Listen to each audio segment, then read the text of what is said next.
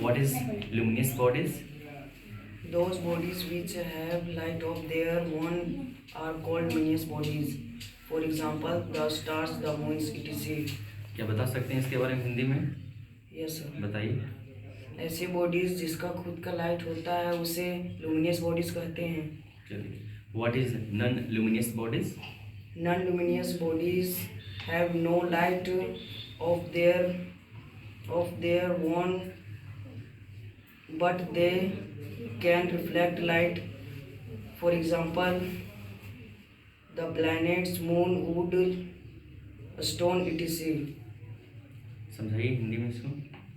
ऐसे बॉडी जिसका खुद का लाइट नहीं होता है, वह दूसरों का लाइट रिफ्लेक्ट करता है, उसे नॉन लुमिनियस बॉडीज कहते हैं।